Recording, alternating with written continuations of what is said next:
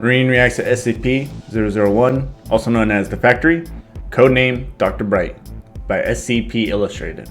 As always, I'm going to be posting a link to the original video and channel down in the description below, so go ahead and make sure that you check them out. So continuing with our SCP-001 series, we've already seen the Gate Guardian, we've seen the Scarlet King, we've seen When Day Breaks. Although When Day Breaks, I am starting to see that there's quite a other SCPs that end up being related to it. I'm seeing one about IKEA, one about London, which I would have to see probably London first to understand it better. And just recently, actually, I've seen one that's gonna deal with the old man. So it'd be curious to see how that goes. But for today, though, it's gonna be SCP-001, or known as the Factory. Now, I'm not sure what Dr. Bright is gonna have to deal with this, but I mean, if he's involved, you know, there's gonna be some pretty crazy stuff gonna be going on, considering he's immortal and he can kind of get away with quite a bit of things, so long as he has someone else to put on that amulet that he's in. Other than that, I don't really have too much to go on. Other than that, this video has been requested a lot recently, specifically in this past week. So finally getting the chance to see it right now. And I'm also currently working on setting playlists. For example, putting the Warhammer ones together, putting the SAP ones together, putting ones that would be the sedation interviews into one playlist, putting the 001s into one playlist, etc., etc. So I'm working on that. It's gonna take a little bit of time, but that way it makes it a lot easier for you, all of you, to be able to find a video faster. So, but before we get into the actual SCP video, don't forget to like, subscribe. It really does help me out a lot. Hit that notification bell right there. That way you get notified every time I do upload. Sometimes uploading twice a day. Typically working on them in the mornings and releasing them in the late afternoon till late evening. That way when you all get off work, you can enjoy these videos at your leisure. So, without further ado, let's go ahead and see what SCP-001, also known as the Factory, codename Dr. Bright, is all about. Good day everyone, and welcome back to SCP Illustrated, entry log 90. It's been an entire month, but here I am with another video, and it's a big video. This is the Factory, a very popular SCP-001 proposal that I am extremely excited to be doing. Now this is an SCP tale, not an SCP file, so it has no object class, but in any event, please note that this video does contain swearing, violence, blood, gore, human experimentation, and the implied violence towards young children. Without further ado, let's begin. Alright, so since this is a tale, it's not, it's probably not going to go too into detail. It's probably going to be, obviously, like how we stated, like a tale, like a story base, which is a nice break of pace, considering that I've been rattling my brain with the current with the just previous past SCPs recently. So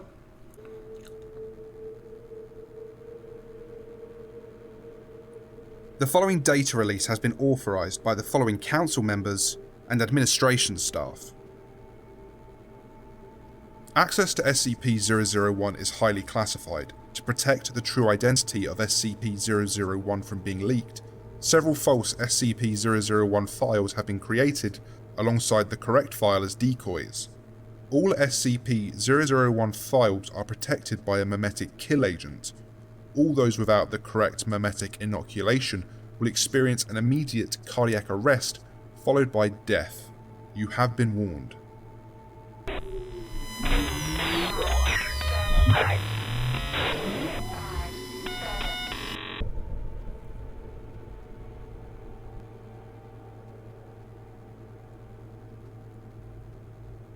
Good evening, Doctor. No, don't stand up. And yes, I am who you think I am. Let's not make any more of this than it is. You know my number, and I know enough about you to make a duplicate that even your mother wouldn't be able to tell apart from the real you. No, that's not a threat. Just a fact. Now, as to my business here. It seems you have stumbled upon something above your clearance. Well, no. Stumbled is not the right word. Dug up, perhaps. And you're getting to the point where further digging would end in some fairly lethal gunshot wounds. This would be a sad state of affairs, as you are otherwise quite a good researcher. Therefore, you are getting something very few people in the Foundation ever get. An explanation. Yes, we were alerted when you first started digging into SCP-001, Every researcher who's been around for a while looks into it. Most are satisfied when they uncover the angel with the flaming sword. It's buried under enough levels. But then you started looking into the factory, and that is when I knew you wouldn't stop. So here it is, plain and simple. Wait, real quick. It says, monsters satisfied when they uncover the angel with the flaming sword. It's buried underneath enough levels. So in this universe, then, he's captured. Because in the one that we saw about SCP, or the Guardian, he was still just standing where he had always been standing. But it seems like here that they captured him. The factory is SCP-001. But it will never be written up. It was a choice I made early on in the creation of the Foundation, and a choice I still stand by. You researchers are far too curious. I'm not sure which scares me worse, to be honest. That we'll never understand the factory, or that we one day will. Ah well. I'm sure you're eager to learn more.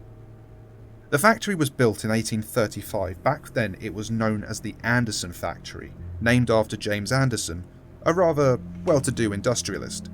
It was built in, well, we'll just say America, and was the largest factory yet designed, a good mile across at its widest, 3 stories tall throughout, with a special 7-story tower by the front gate that Anderson lived in. It was designed to be the ultimate factory, capable of taking care of everything, including the housing of workers. People could be born, work, live and die without ever leaving the confines of the factory. And work they did, on everything from cattle raising and slaughtering to textiles to everything else under the sun. Interesting. As far as people could literally be born there, work, live, and die.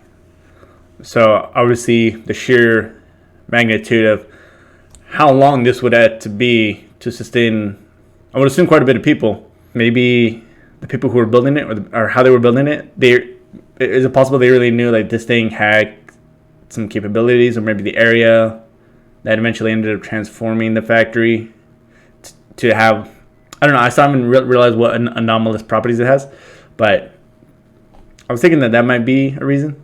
Maybe it's the ground, maybe it's the air, maybe it's just that location specifically, or maybe it's just the factory in and of itself. But I don't know. Just starting to throw out some guesses. Now, no one knows whether James Anderson was actually a Satan worshipper. It's just as likely that he followed some kind of pagan gods.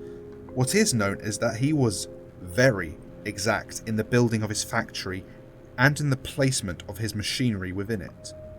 Survivors claim the floor was engraved with arcane symbols that were only visible when blood flowed across them.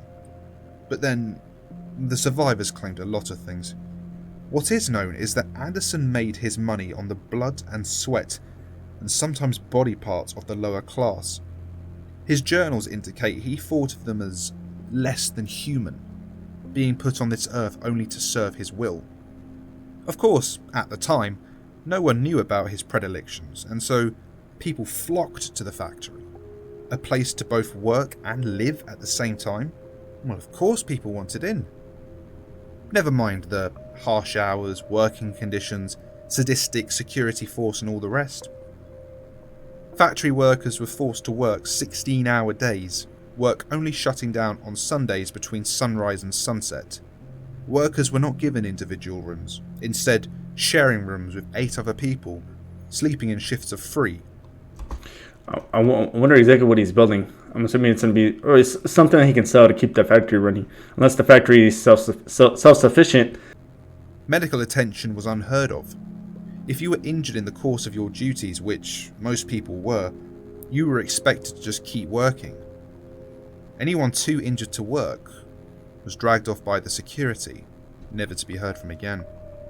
Also, real quick, are these security people that work there as well, or are they like some SCP-001s, -2s, or something that aren't human, essentially? Curious about that.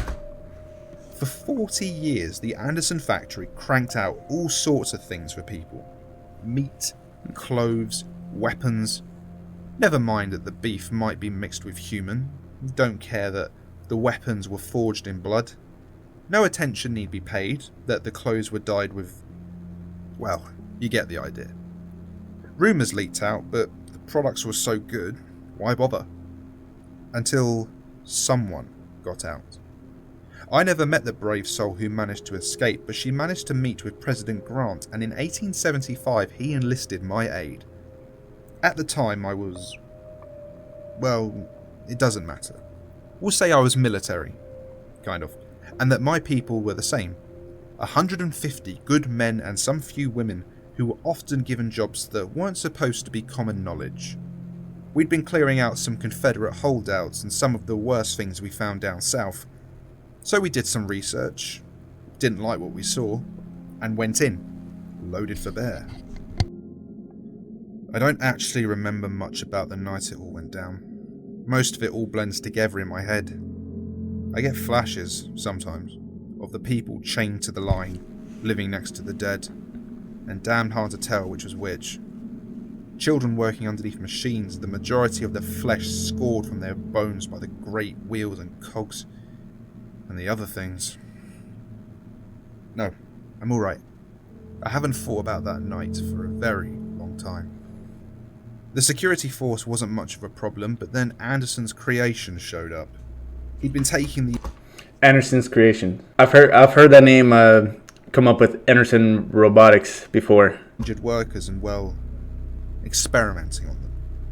Men, if you could call them men, with multiple arms sewn together, some of them combined with animals, horrible monstrosities out of mankind's worst nightmares. They kept coming, wave after wave of not quite living creatures. I lost a lot of good people that night. And then we found Anderson's breeding pits, girls as young as 8, chained to the walls, forced to be nothing more than... I'm sorry. Even today, more than a century later, the memory makes me see red. When we finally found Anderson cowering in his office, we hung him from his tower window with his own entrails. As he died, he laughed, saying it didn't matter. We could kill him, but his factory, the factory, would go on. He was still laughing 24 hours later when we finally cut him down, had him drawn and quartered and then burned the remains. The entire time he uttered blasphemies that I don't like to think about. We spent a week cleaning that place out, freeing the workers, putting down the things we found in the basements and many lightless rooms. We pulled out things that were useful, stocked them in a house near the gate, tried to make sense of everything. 150 of us went into that hell pit that night and only 93 came out. By the end of that week, we were down to 71. But the things we found in there, my god. Well, you've been with the Foundation a while, they wouldn't seem as amazing to you. But we found toy guns that shot real bullets, a yo-yo that would flay the skin from anyone it touched, hammers that only worked on human flesh, a breed of skeletal horse that ran faster than anything we'd ever seen, cloaks that seemed woven from the night itself and let men access a shadowy dimension that I get away from myself. We found tools both wondrous and horrible, and we were faced with a choice. I gathered my highest ranking, well, we'll call them officers, to me, and we tried to figure out what we would do. They all had opinions. The chaplain, he'd gone a little crazed, thought all these objects must be miracles sent from God, holy relics to be worshipped. Marshall and his little toady Dawkins thought there was a fortune to be made here, making and selling these things to the highest bidder. The Injun we all called Bass, due to his deep speaking voice, he called these things an abomination and declared that we should hunt them down and destroy everything we could find. And Smith thought we should take this stuff back to the president. The only one without an opinion was the old man, but he never said much of anything anyways. Real quick, it seems like they're describing each one of these dudes as somebody from the group, right? And before they actually went into the pit, and the dude was talking about, or the person was talking about how they belong to certain organizations that took care of things. You know, I'm assuming the SCP Foundation. But when it starts to say here that, well, beforehand they had the priest saying that they should worship it, which sounds like maybe one of the groups. I would say maybe Sarkic cult just I haven't seen them yet, so I wouldn't know too much about them. But I've heard they're like into the like weird worshiping things. And when they said about a guy named Base, he talked to these things about being abominations. Declared that we should hunt him down, destroy everything that we could find. Sounds like the GOC. As Smith talking about taking it back to the president. Sounds like it could be. It wouldn't be the SCP Foundation, right? Because I was assuming that'd be the guy that was already there. I mean, but it could be one of the different other groups. I don't know. Serpent's Hand, maybe. I haven't read about them either, but it definitely seemed like they were being. Each one of these was kind of being described as one part of each of those factions. We argued for hours, days, trying to work it out. Me? I thought we were sitting on a gold mine, alright, but that we could use these things, these objects, to hunt down some of the scary things we'd run into down south. The other monsters this world had to offer, and use this factory for good, as a place to contain these things. Find a way to make them work for our fellow man, or at least protect our fellow man from having to deal with them. I'm sure you can figure out what happened. The chaplain snuck away in the night with his devotees, taking a couple of small items with him. Marshall we kicked out when we found him abusing his authority. He promised he'd get revenge, and that little Dawkins shit led the rest of their group off with some of the juicier items. Base and his people tried to light the whole damn thing on fire, then just left when it didn't work. And Smith left to report back to the president. I did manage to get him to promise me he'd tell Grant the factory had been destroyed. I had big plans for that place. Of course, it was kinda hard to follow through on big plans when you only have 12 other people to work with, but it was a start, and it worked. For a while. We had these amazing toys, and finding people to work with us was easy. Back then, going off the grid was as simple as leaving town. We knew what we wanted, we knew what we could be. Leventhal set out getting us backing. A simple invention here, some well-invested money there, it all worked out. White and Jones set out getting us other backing. In our previous work, we'd found out some interesting things about people, some secrets that powerful men didn't want getting out. And with our new position, helping keep secrets, we got more people asking us to deal with their secrets. Blackmail is a dirty word, but it works. Bright, Archie and Lumi got to work cataloguing the items. Light and Bright's wife, the nurse, they made sure we kept ourselves healthy. No, it's just remembering Light. She had such unusual ideas about hygiene for the time. Brilliant woman. Cal, Fletcher and Karnoff dealt with training the troops. Tesla and Tamlin were in charge of figuring out how to take advantage of the items without making it obvious. We were amazing. The city we built around the factory, which we took to calling Site Alpha, was self-supporting. Agents, researchers, operatives of all sorts. Not by those names, of course, but those positions. We expanded. I'm sorry. I'm an old man. I know I don't look it, but the body lies. The mind doesn't always remember right, and sometimes I get lost in my memories. Things get confused. But the long and simple of it is this. We used the factory. It always seemed to have more empty rooms to store things in. Back then that was the word for them.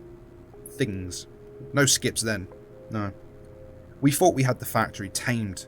That's one of the reasons I refused to quit this job. If there's anything I can do here, it's remind people that we will never tame these things. Contain them? Yes. But as we saw with Abel, tame them? Never. After a decade or so, we were pretty organised. The 13 original of us were being called by numbers, not names. We knew how to make things work. And if a thing or two vanished inside the factory still, and the occasional D-class? Well, yes, we had D-class back then. Disposable. So I'm assuming these are the people that are becoming that council, and then eventually being the O5. So that's where the D comes from. Had to have someone to test things on. Tesla and Tamlin were both very firm about that. But yes, sometimes we lost people who didn't matter. Dr. Bright, was fond of saying it was the factory taking its toll. You can't get something for nothing. 1911 was when it all went wrong. Things, we called them fairies, an entire race of things living beside us. They could look the same as you or I. The only obvious difference was an allergy to iron. Yes, that's why we called them fairies. No, you haven't heard of them. Why? Because it's the one time the Foundation wiped out an entire race, root and branch, and I'm the one who did it. We'd been hunting them for some time. We'd run into them a time or two before, come out on top, so when a certain royal asked us for help, of course we were eager to get them in our debt. We've always loved having people in our debt. We sent a team to help out, take care of what we thought was a hunting party. The next time we saw them, their heads were on poles, attached to the saddles of the creatures the fairies rode, when they attacked the factory. It was horrible. Okay, so I was just trying to make sure that these fairies were an external force and that they weren't something that came out of the factory. Because right here it says things, we called them fairies, an entire race of things living beside us. So, in the area or just deeper in the factory, because the factory could also have some, I always forget what they call it, but like where it seems a lot bigger, where it's a lot bigger in the inside than what it looks like on the outside. That type of effect. Spatial something. But is it possible they were just living deeper in the factory? But because I thought they were coming from outside, but then it said they attacked the factory. But then again, they did say when a certain royal asked us for help, like who's this royal? Is it? I mean, kind of a stretch, but is there different societies living within that factory that they still haven't even, after all those years, have been able to fully explore, right? Because then again, it could be something dealing with it being bigger on the inside than what it looks like on the outside. 3 words, but they convey so much. I'm sorry. Please give me a moment. I've never told this part to anyone. You should consider yourself lucky. And if you ever tell anyone of what I'm about to impart on you, I will not just kill you, but everyone who shares your DNA in the worst ways possible. You'll think Procedure 110 Montauk is a walk in the park compared to what I do to you. We lost. The things came and they destroyed us. Rode over our emplacements, slaughtered our people, shrugged off our weapons like they were nothing. I watched my 13 go down left and right just trying to hold the factory, and I, their leader, their friend, godfather to Bright's 4 young children, confidant, sometimes lover, always the confessor. I ran like a scared little schoolboy deep into the dark guts of the factory. I was chased by the things, always just one step ahead. I could hear them behind me, feel their breath upon my neck, and I came to a door I'd never seen before. A bronze door, covered in Arabic script of some sort. I've never been one for languages, especially not the curvy bullshit the muscle men use. I didn't care. They were coming for me, and I threw the door open and dived through it. Everything inside was different. There was a feeling of peace, that nothing could hurt me here. The light was this dark red, but still felt right. My ears were filled with the steady thrumming of a gigantic heartbeat. And in front of me were the remains of Anderson. It spoke to me then, but I'll be damned if I could tell you exactly what it said. What it told me was more meaning than exact. It offered me hope. It told me that each of the things we had used from the factory, no matter what we did with them, fed it, helped it grow. But if the fairies took the factory, they would destroy it, and we couldn't have that. It offered me a deal. It could remove this event, make it have never happened, all I needed to give it was us. I didn't want to. I knew it was a bad idea, but then I saw them again. My family, my friends dead by the hands of those bastards. I agreed. It smiled, and I found myself once more upon the ramparts, watching the horde of fairies crest the hill. My foundation alive once more.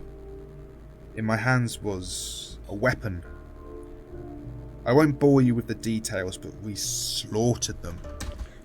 Weapon, Does that have to deal with this orb thing he has in his hand? Interesting. I would have assumed a gun, but then you gotta know, it could be an SCP for a weapon that he was given. And with these new weapons, continued to slaughter them everywhere they lived, everywhere they bred. My fellow O5s questioned my decision, thinking we should save some in case we might ever need them. I overruled them.